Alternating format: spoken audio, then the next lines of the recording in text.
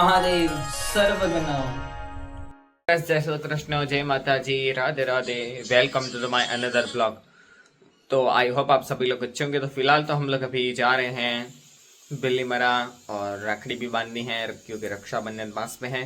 तो मिलते हैं आप सभी लोग को थोड़ी देर के बाद। मेरे साथ बने रहना।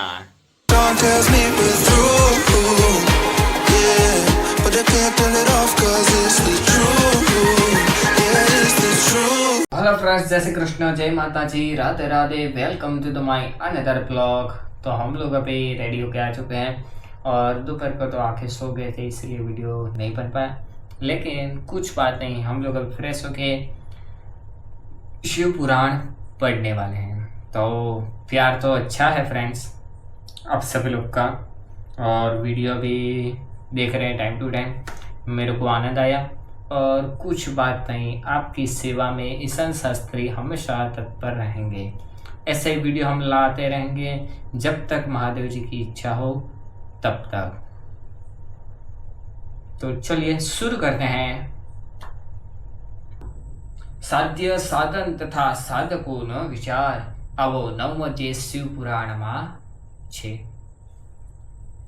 શ્રી વ્યાસ બોલ્યા, હે પ્રમાણે સૂત મુનિનું વચન સાંભળી મહર્ષિઓએ તેમને કહ્યું, વેદાંતના સર્વ સારરૂપ એ અદ્ભુત શિવ મહાપુરાણ આપ એમને આદરથી સંભળાવો। એટલે અત્યંત પ્રસન્ન થયેલા સૂત પુરાણીને ભગવાન શંકરનું સ્મરણ કરી એ ઉત્તમ પુરાણ આદરથી મુનિઓએ કહ્યું। શું કહ્યું એવું આપણે આગળ જાણીશું। કેમ કે નવમા અધ્યાયની સરસ જે લખેલું છે તે નવમા અધ્યાયની અંદર સરસ ફળ આપનારું છે આપણા જીવનની અંદર। શ્રી સૂત બોલ્યા, હે ઋષિઓ, તમે દેવર્ષ ભગવાન શંકરનું સ્મરણ કરી વેદના સાર તત્વથી પ્રગટેલું ઉત્તમ શિવ મહાપુરાણ સાંભળો। આ પુરાણમાં ભક્તિ, જ્ઞાન અને વૈરાગ્યનું પ્રેમથી જ્ઞાન કરેલું છે। એટલે કહેવાયું ને કે પ્રેમથી જ્ઞાન કરેલું છે। પછી આ શંકાનું નિવારણ કરવા માટે અવિનાશથી બ્રહ્મદેવ પાસે જઈ જો હાથ જોડી વિનયથી બોલ્યા, હે પ્રભુ, आप ज सर्व जगतनु धारण पोषण करनार अने सर्व कारणोना पण कारण छो, तो अमने जणावो के सर्व तत्वोथी श्रेष्ठ एवा परम पुरुष कया छे। अने परम पुरुष कया छे एवुं कीधुं ब्राह्मण बोलिया, महादेव सर्वज्ञ અને સંપૂર્ણ જગતમાં ઈશ્વર છે, તેમના દર્શન પરમ ભક્તિથી કરી શકાય એવા છે। ભક્તિ માર્ગ સિવાય તેમના દર્શન થતા નથી। રુદ્ર, વિષ્ણુ, હર અને બીજા મહાદેવો નિત્ય તેમના દર્શન માટે આતુર રહે છે। એટલે કીધું આ બધા આતુર રહે છે એટલે રાહ જોવે છે। ભગવાન ભગવાન શિવમાં દ્રઢ ભક્તિ થવાથી મનુષ્ય સંસાર બંધનથી મુક્ત થાય છે।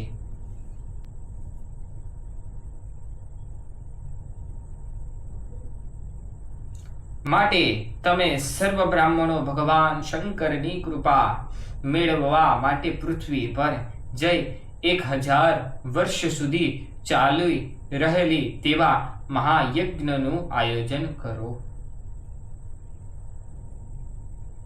एवा महायज्ञ अधिपति भगवान शिवनी कृपा थी वेदोक्त विद्वान साररूप एवी साध्य तने साधन प्राप्त थाय छे। मुनियो बोलिया, श्रेष्ठ साध्य वस्तु कई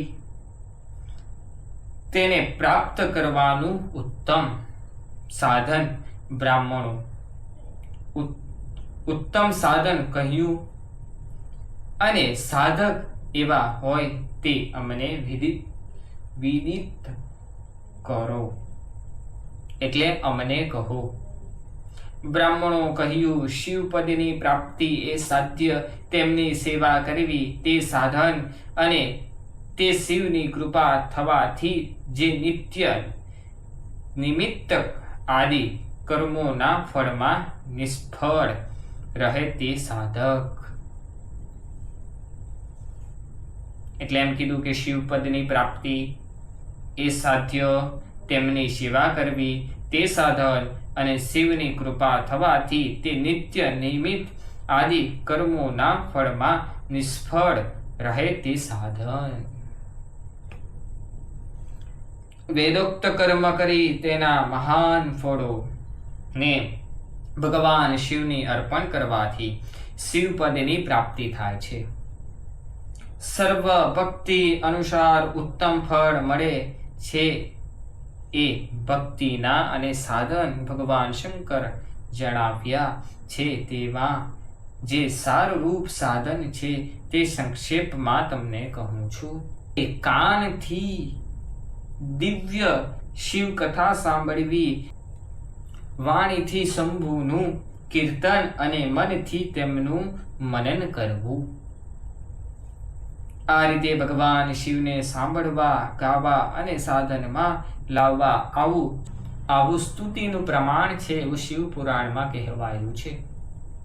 મોટા ભાગના લોકો વસ્તુને પ્રત્યક્ષ જોયા પછી તેમાં વૃત્તિથી કરે છે, પણ જે વસ્તુ નજરે જોઈ શકાતી નથી તેને શ્રવણેન્દ્રિયથી સાંભળવીને પ્રવૃત્તિ કરી શકાય છે. એટલે એમ કીધું કે કળિયુગની અંદર શ્રવણેન્દ્રિયથી સાંભળીને એને પ્રવૃત્તિ કરી શકાય છે. એટલે કોઈ પણ ભગવાનનું ભજન કીર્તન સાંભળવું જીવનમાં જરૂરી છે. માટે બુદ્ધિમાન મનુષ્ય પ્રથમ ગુરુમુખથી શ્રવણ કરે, તે પછી કીર્તન અને તે પછી મનનનું કરવું.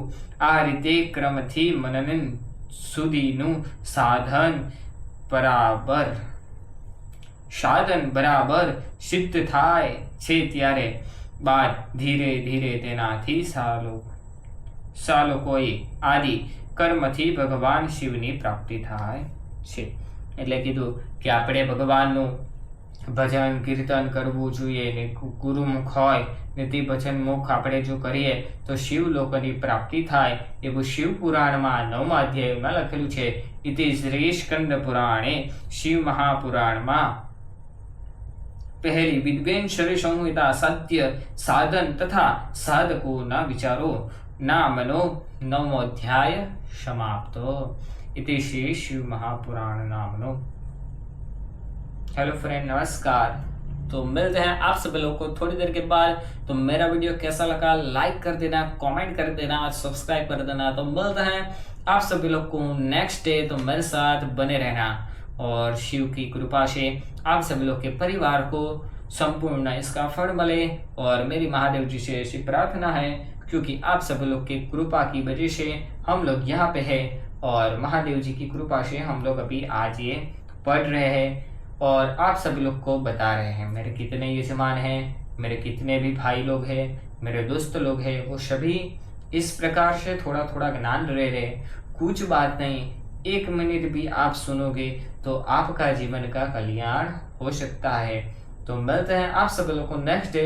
तो मेरे साथ बने रहना. जय श्री कृष्ण, जय माता जी, राधे राधे. शुभ रात्रि फ्रेंड्स, बाय.